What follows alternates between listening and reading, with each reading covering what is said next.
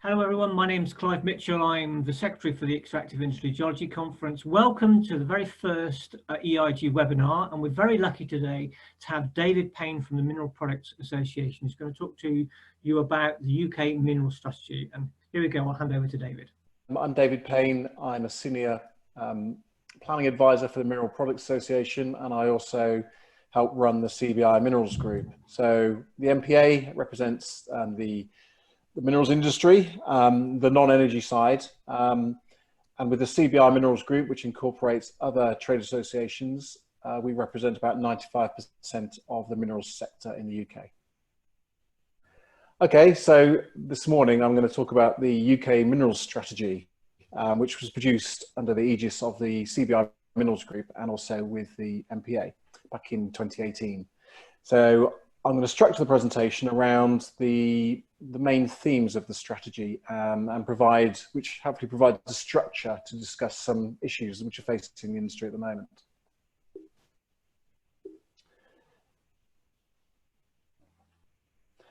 Okay, so why did we produce it back in 2018? At the time, and currently still the case, we've got no overarching national policy for minerals or any sector-specific strategy, unlike for other sectors of the economy. We do have planning guidance, but that's as far as it goes. We were very aware, particularly at national government level, of a lack of awareness of minerals completely, and of mineral products in the supply chain and the importance of the economy. So lots of focus, particularly in planning, on housing, but very little understanding of where the materials come from for construction, the importance of industrial minerals to the economy, at policy level at UK government. So that was a key driver of the strategy. A real concern that because of this lack of understanding of where stuff comes from, supply is assumed. So the market will always provide it and there's no need for strategic forward planning.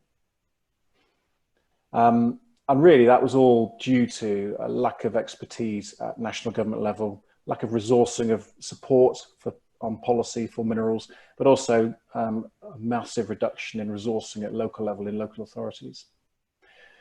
So the strategy has this statement in it, really about making the link between the need for housing, infrastructure and the economy and the raw material supply chain, which enables that to be delivered.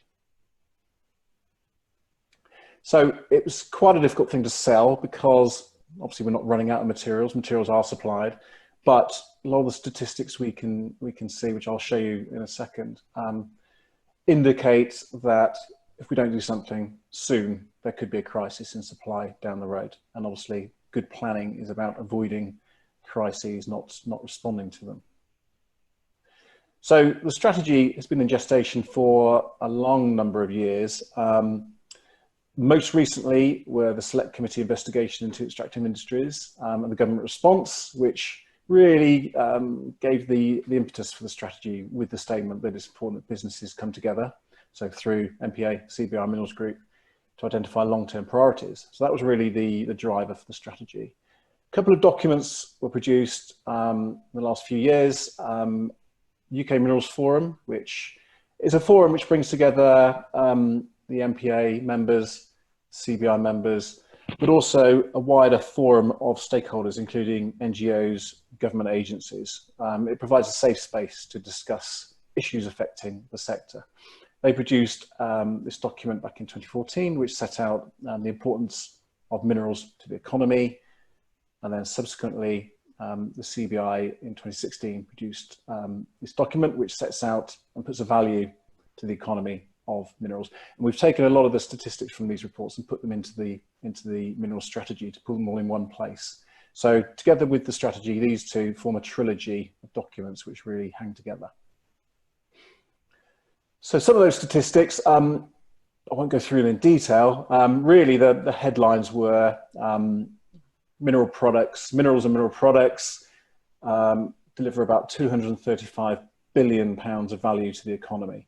That's products and first use markets, which is around 16% of the UK economy. So it's a large proportion of the economy is dependent on minerals and mineral supply.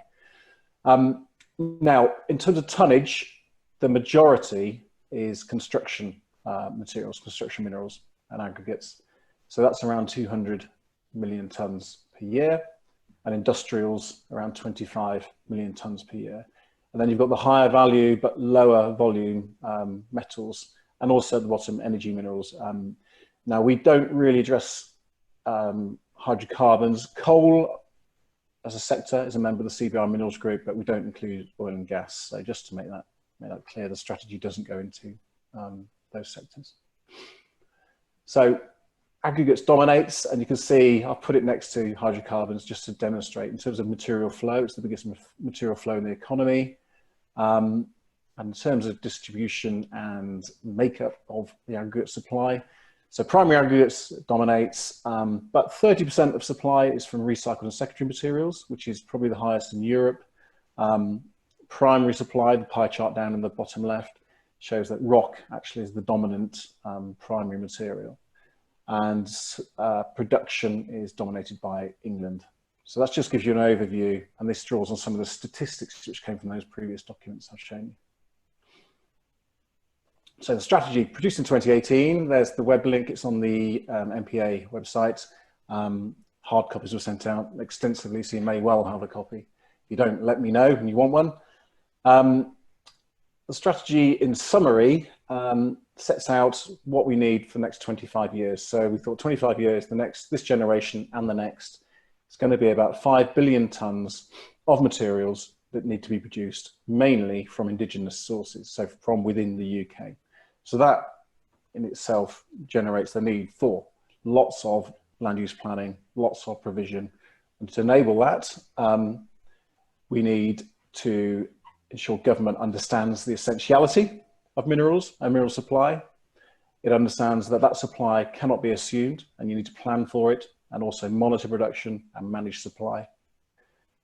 You need to have a steady and adequate supply of provision and then subsequent supply of materials through delivery of reserves.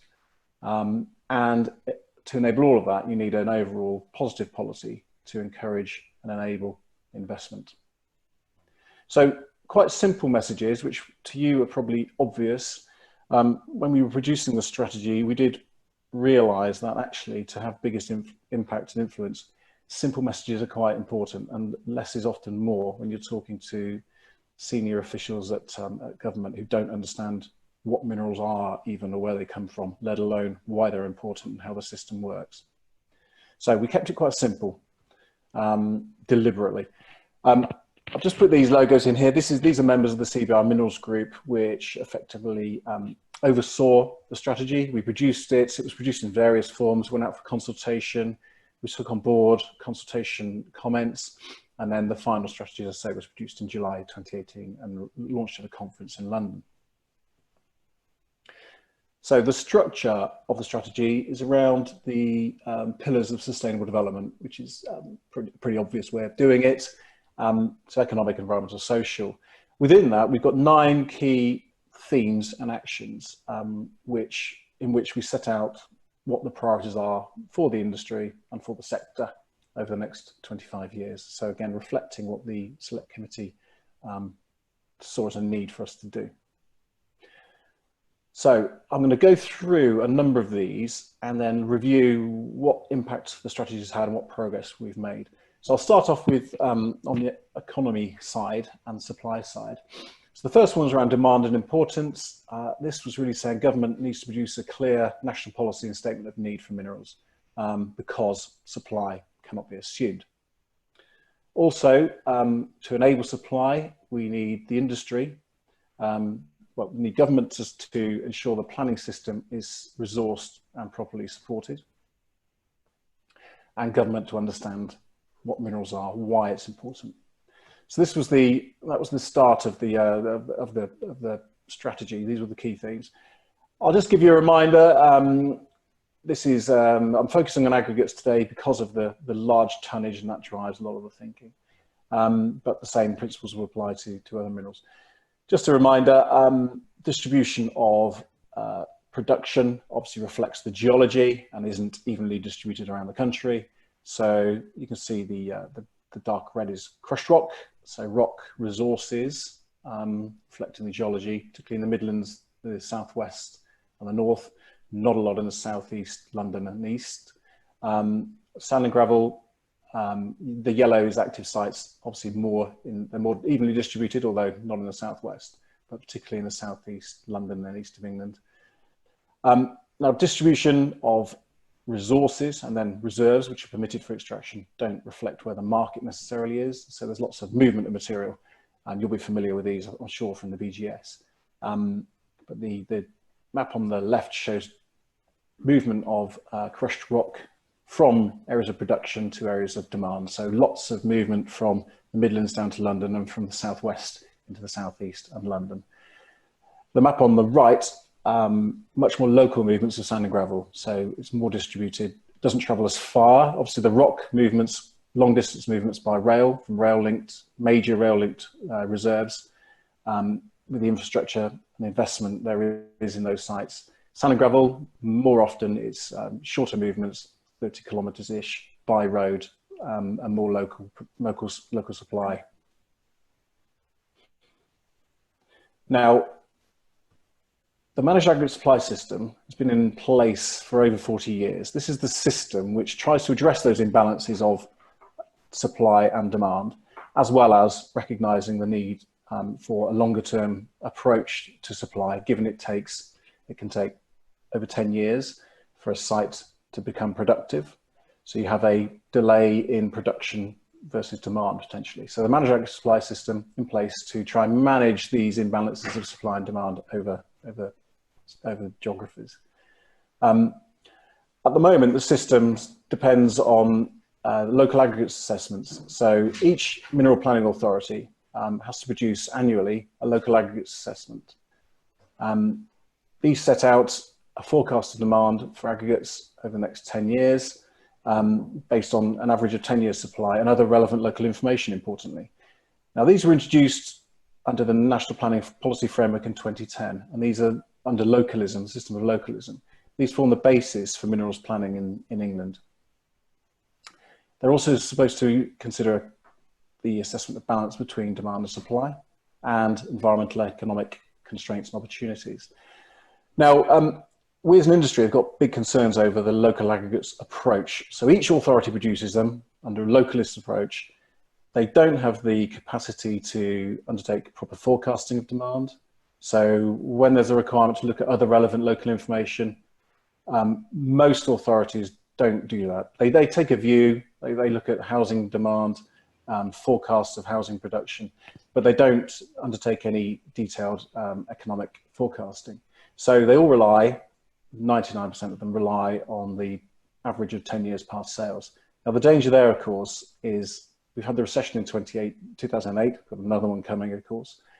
But you have a 10-year average, and I've put the graph in here, which was taken from a LAA in the east of England. The 10-year average is falling because obviously the lag in the average over 10 years, whereas actual sales and demand is increasing. But if you're using the local aggregate assessment as the basis for forward planning, there's a potential for undersupply there if you don't do a proper look at future demand and forecasting. So a big concern of the current localist system. We have aggregates working parties, they're still in place. These are regional groups of all of the planning authorities in the area plus industry. They have a number of jobs, one of which is to make sure local aggregate assessments add up to making an appropriate contribution to supply from the region. But of course, they're operating in a bit of a vacuum because what we used to have were national guidelines, which set out at national level a forecast of demand for 15 years. Now they run out in 2020 and they've not been renewed. So at the moment, you've got all the local authorities producing local aggregate assessments based on a falling 10-year average of sales with no benchmark for forward planning and forward forecasting. So lack of guidelines is a big issue. And again, the strategy looks at a statement of need. Now, the statement of need for aggregates in England would be a review of these guidelines. There was also supposed to be, as part of the managed aggregate supply system, a national coordinating group chaired by CLG, Communities Local Government Department. That's only met once in the last 10 years. It doesn't do a job of coordination. CLG is not driving it. So what we have is a bit of a disjointed system, and there's not much management in the managed aggregate supply system at the moment. So a big concern. So we use the strategy to push for, first thing, good government forecasting, assessments of demand. Fortunately, we produced it just as the National Planning Policy Framework was being consulted on. Now, the first consultation draft of that document, which sets out national planning policy, which planning authorities have to follow, proposed reducing the minerals chapter down to a few paragraphs. It took out some really key statements which support minerals planning, including minerals are essential and how you plan for them. We actually went to meet the senior civil servant at CLG about this, and again, he didn't really understand why we were concerned and why minerals should be, as he said, treated differently with national forecasting. So we used the strategy as a simple way of getting the message across, along with other more technical comments. And what we ended up with was really a really big result, actually, I think. The response to the consultation, government said, we need to facilitate security of supplies. The final framework, national planning framework, recognises that sufficient supply of minerals is essential. So we got the words reinstated, and we got government to recognise that there was a need for proper national planning for minerals. It also highlighted that without this, there's a real risk of under-provision, so tick, well done, and possible sterilisation of resources. And importantly, the case has been made for revitalising the mass. So at that time, 2 years ago, there was hardly any resourcing. Resourcing had been cut for national surveys, for aggregates working parties, and no plans to revise the guidelines. This was a big turnaround by government, and we're sure that producing a strategy with simple messages and nice graphics and compelling evidence made a difference there. So the MPPF, when it was finally issued in its revised form, repeats or reinstates the essentiality point about minerals. So essentially there's a sufficient supply of materials. So this is really important when you're putting a planning application in for new reserves, or where you're promoting a site in a plan. This gives you a lot of support, which we were in real danger of losing at the time. It also says you need a steady and adequate supply, tick, and refers to the guidelines. So again, that's in national policy now. So we're now pressing government to get on with it and produce new guidelines. And they are, to be fair, they've now got some committed staff resource at CLG on minerals, which is great. And it's a guy who knows what he's talking about and we've got a very good relationship with. And he's starting to undertake a review of the guidelines. Also, not forgetting the other minerals, we also got this steady and adequate supply of industrials reinstated too. So in terms of forecasting for the future, the MPA in particular has been trying to assist its members, but also assist government in looking at what future scenarios of demand and supply may be. Now, this is aggregates again, given it's the biggest material flow, biggest impact on land use. So the scenarios draw on economic and construction forecasts. They look at a business as usual case, which is the top line, the top graph, sorry, which is the pattern of demand continues to grow based on economic forecasting, and the supply is, so you've got crushed rock in the big grey area. So the big grey chunk is crushed rock supply. You've got land, sand and gravel. And then marine in blue, again, so you can look at the scenario here we've got is an increasing supply from marine and a declining supply from land, sand and gravel, reflecting current trends, reflecting feedback from MPA members. And at the bottom, you've got recycled and secondary, making up about 30% of overall supply. Now the bottom graph shows a low intensity scenario, which is more economic output delivered from less material. So again, it's trying to look at what happens if you have modern method of construction, which might affect the amount of material used per unit of output. But anyway, they're all scenarios. They're all going to be wrong, but they do give you a flavour of what the future might look like. So we're trying to use these to assist government in producing the new guidelines. Whatever way you look at it, whichever scenario you look at, the message is still quite clear that over the next, this is only looking at 12 years ahead. But you're going to need about 3 billion tons of material. A lot of it, most of it is going to be primary material, most of it requiring new planning provision, site allocations and permissions. So a lot of new material is going to be required no matter what you do over the next 20 years. Now, of course, that was all done prior to the situation we're in at the moment. So there is likely to be a big effect. There has been an effect in the last 3 months on the construction industry and demand for materials, although our members tell us it's now bouncing back to a large extent. But obviously you've got the longer term impacts of the lockdown, and who knows where it's going to go. So the OBR on the left-hand side suggests a rapid uptick. I think the Ernst & Young scenarios on the right, looking at different potential responses of the economy to where we're at, potentially with a long wobble, which might last a year or two. So obviously that's all going to have an effect on those scenarios of demand. The other thing in terms of recognition of essentiality, and in response to COVID, given various statements from BAYS, the business department supporting industry over the lockdown, we managed to get recognition that mineral production plays an essential role within construction. And again, we continue to use this to try and get the same guidance applied to mineral sites as to construction sites in terms of flexibility of operation. And also, at the same time, the MPA is continuing to promote the Making the Link campaign, so making the link between economy, infrastructure, housing and material supply through a lot of social media campaigning. So where are we? I think we've had a success of the strategy in terms of recognition of essentiality materials in national policy, with the chapter in the MPPF retained. Got staff actually working on this in CLG for the first time in 10 years. Government intention to revise the guidelines, so effectively the statement of need for aggregates. And CLG funding now for the aggregates working parties temporarily for the next 6 months, but also for the new aggregates minerals survey, which was supposed to start this spring. Obviously the lockdowns put that back because of furloughed staff in the companies can't provide the data, but is now happening and is resourced.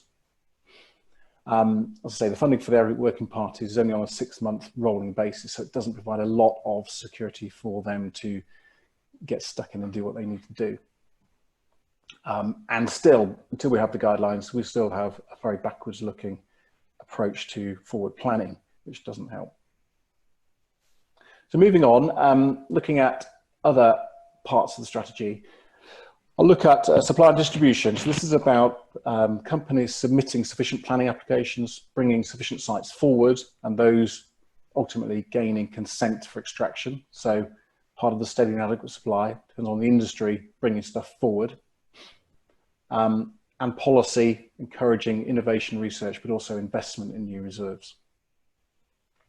I'm going to draw on material that's produced in the MPA's mineral planning survey, the AMPS survey, which shows, it looks at we do this annually, looking at various trends in sales and demand. So the headlines, in 2018, there were sales over the previous year, sales increases for rock and sand and gravel. But the big message, I think, from all of this is that reserves and replenishment, so new reserves achieving planning permission for extraction, are smaller than the sales. So you've got a declining amount of reserve for rock and sand and gravel. And it's a particular concern for sand and gravel because the rate of replenishment of permitted reserves is only 63%.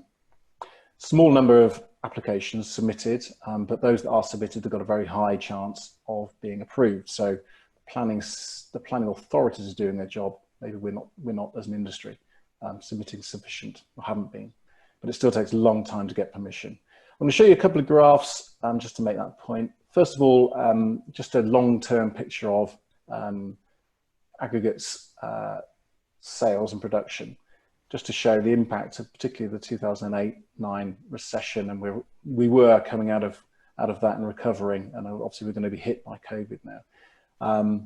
Just also to make the point here, in terms of, it's dominated by crushed rock, 30% recycled materials.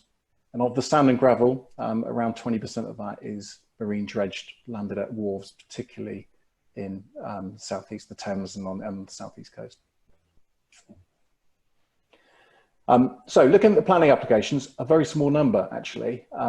Only 6 applications for new sites for sand and gravel, 2018, 2019, and 10 for extensions. So a low number of applications, sand and gravel, but of those, the vast majority received planning permission. And obviously things, they may have been withdrawn, and in fact we've started to monitor those that are withdrawn, but even then it's a small number, so the majority are permitted.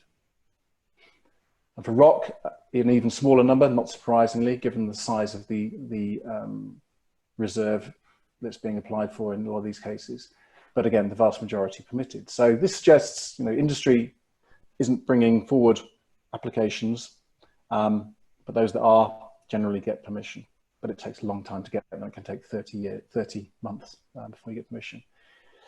So the effect of that is a declining replenishment of reserves.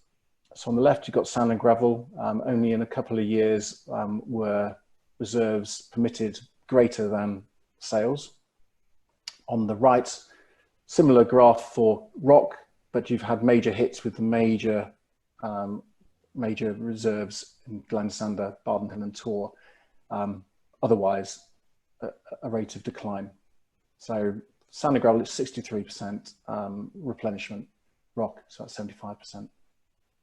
But overall, the picture, because of that, is one of declining reserves. Now, for rock, that isn't such an issue, given the scale of the permitted reserves. So the land bank, if there was such a thing at national level, is large. It's around 70 years. But for sand and gravel, you've got a much smaller amount of reserve, and it's much tighter. It's around 8 years, national reserve. So it's an issue. So let's have a look at progress. A low number and a low tonnage of applications being submitted by industry. So that's not good, but the vast majority being approved, but they can take a long time to get approval. And reserves are declining and replenishment rates are low. So a mixed picture, I think, on that one. Just finally on environmental benefits. So this is about mitigating the impact of our operations, but also looking at the benefits. So what we can do to improve the environment. And I'm going to focus here on net gain, particularly on net gain for biodiversity, which is an emerging policy which is going to affect us all. So already the industry is pretty good at managing sites, delivering biodiversity, either on active sites or particularly on restored sites. I've got a few examples here of heathland, grassland, wetland restoration, which you'll be familiar with, I'm sure. We surveyed MPA members in terms of what they have achieved in the past, in terms of UK priority habitats, so good quality habitats which are priority at UK level. Over 8,000 hectares, and it's going to be an underestimate given the size of the survey and the number of responses. But I find it's interesting the mix here, but it's not all lakes and ponds and open water. It's a lot of broadleaf woodland in particular, and grassland and heathland. We've also looked at what's committed to in the restoration plans, and it's over 11,000 hectares. So they'll be delivered probably in the next 10 to 15 years. Again, a lot of woodland. Interestingly, I think reed bed here, fen marsh swamp, that basically includes reed bed. There's a lot more attention on reed bed than open water. Now, that's probably because of pressures to not have open water restoration, have something more interesting for biodiversity, but also to reflect other factors, including local community aspirations and things like responding to aerodrome safety and bird strike. But quite impressive figures in terms of what the industry has done and is planning to do. The trouble is, we've not been very good at measuring the net bit of the gain. So in a number of these cases, the habitats that were lost when the site was developed, they have been quite important, particularly historically, particularly for some of the crushed rock sites, perhaps. I think in more recent times, habitats of importance are avoided when sites are allocated, when sites are promoted and applications are submitted. So generally it will be net gain, but we've not been very good at measuring that, and that's something we're going to have to get to grips with. Because there's an environment bill going through Parliament. It was going through, then got halted because of the election. Obviously it's been hit again because of the lockdown, but it's now going to progress the second half of this year. It proposes all sorts of things, particularly to replace the jurisdiction of the European Court of Justice in a number of cases and set up new bodies to enable that. But I'm going to focus on what it says about biodiversity net gain, because it's proposing to mandate a minimum of 10% net gain in biodiversity for every development through planning decisions. So it's not focused on minerals, it's really there to address housing, infrastructure and commercial development, of which there are tens of thousands of planning applications every year. The vast majority have never delivered any biodiversity net gain. They may deliver bits around the edges of a site, but they don't deliver net gain. They've led to net loss, and they lead to a permanent concrete footprint and a quite tightly drawn planning application boundary. There's not a lot you're going to do for biodiversity. So really, this, which is driven by DEFRA and Natural England, but put into the Environment Bill, the 10% is going to be required of every development. Now, as I say, minerals can deliver this, and have been delivering this on-site and off-site for years. But we're going to have to, as an industry, also comply with this requirement. Now, what it does, there's a metric which Natural England and DEFRA developed, which enables you to measure the number of biodiversity units on a site prior to development, and then the number of units post-development, and demonstrate you delivered 10% minimum improvement. I'll say it's designed for housing, not for us. We've got a number of concerns about this, which we're raising with DEFRA and Natural England through MPA and CBI Minerals Group. The fundamental thing is minerals are temporary. So they may be temporary for a sand and gravel site, maybe 10, 20 years. Rock site, a lot longer, but ultimately it's a temporary development on some land, after which, or during which, in terms of progressive working restoration, you can do a lot of positive things for biodiversity. At final restoration, you can deliver a lot of positive net gain for biodiversity. Even if biodiversity isn't your main driver for restoration, it's much simpler to deliver 10% net gain, and often it's hundreds of % improvement on sites. Timescales, so unlike housing development where a developer may develop in phases, but ultimately sells those units and moves off. Minerals, you're on site for a long time, but you're working a site in phases over a long time. Now, the way the metric is applied, it's got to be applied throughout the life of that quarry, but not penalise any early losses or potential losses, given the amount of net gain that's going to be possible over the life of the quarry, we believe.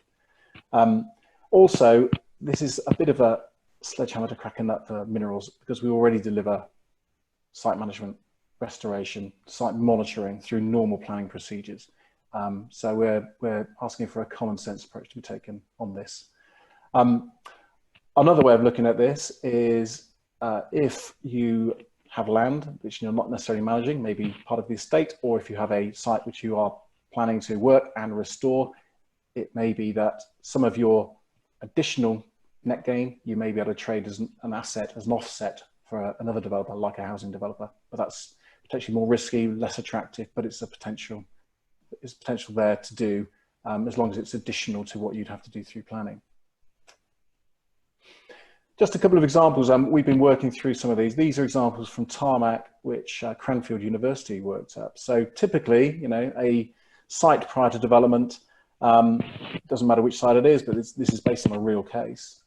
But mostly arable, very low biodiversity value, still has a biodiversity value, which you still have to calculate because the metric gives value to all land. But typically, you know, this would be the sort of site which may be either identified in a plan for development for quarrying, or which a operator may bring forward. So arable, low quality biodiversity, a bit around the edges, some farmland boundary features. Post-development, typically, you know, a mosaic of habitats, includes farmland, but includes a lot of meadows, wetland, reed bed, woodland. It's not untypical as a development for a quarry. When you look at applying the metric to before and after, it doesn't really work. Or it does work, but it doesn't give you the big picture. So on the right is the before and after approach to the metric. Still delivers a massive biodiversity gain. But if you look on the left, what Crownfield did was apply it for each year of operation and each year of restoration, and you end up with a much larger cumulative gain. So again, it tells me, and we're sharing this with Natural England, that you may need to be applying the metric in a different way and more flexibly to minerals, and not lose the big picture of how you deliver this stuff anyway through the planning system. So progress. We're not very good at measuring net gain, but we're very good at delivering biodiversity. We'll continue to engage with DEFRA and Natural England on this, but trying to avoid an over-formulaic approach, which isn't designed for minerals, because I think it's going to be potentially leading to unintended consequences of encouraging lower quality habitats, which are easier to produce, rather than the large scale, landscape scale net gain that we're capable of. Also coming down the line, potential for natural capital approaches. This is feeding through the 25-year environment plan rather than the environment bill, but a natural capital approach to look at assets, natural assets, which obviously includes minerals, and looking at net environmental gain rather than biodiversity gain. So building in the ecosystem services such as water storage, recreation, carbon sequestration. Again, much more complicated than biodiversity net gain, but potentially coming at us down the road.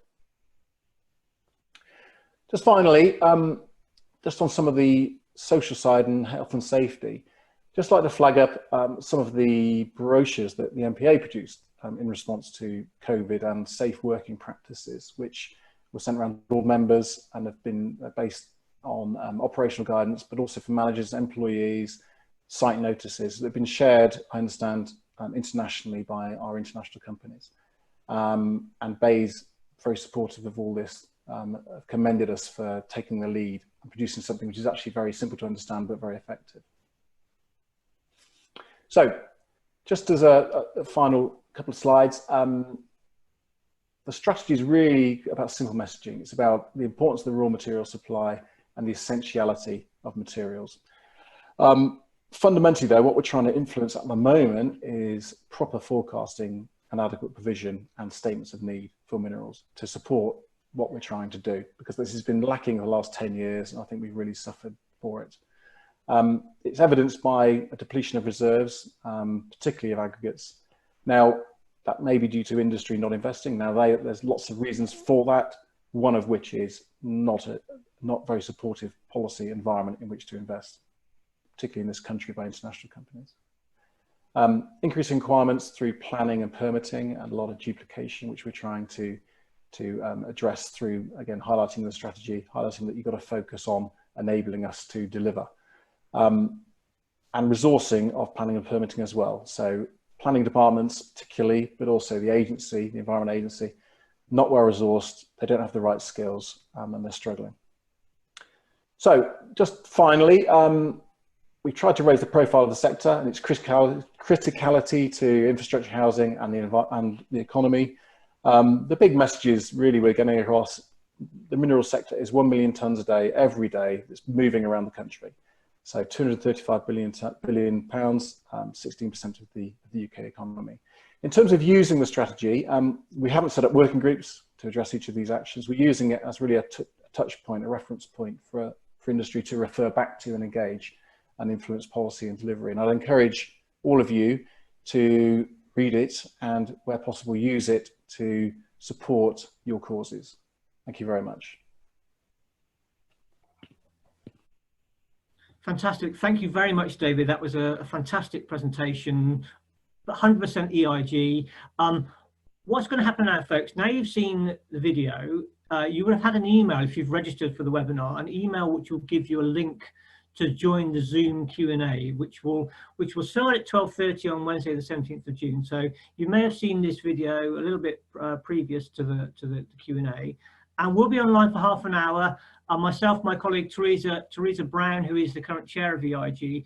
Teresa will lead the questions for David, and David will answer your questions, which you can submit via the the question and answer, the Q&A sort of chat feed on the Zoom. So if you look at the bottom of Zoom, you'll see a sort of Q&A option in the webinar. So hopefully you have a good chance to put your questions to David. Thank you very much.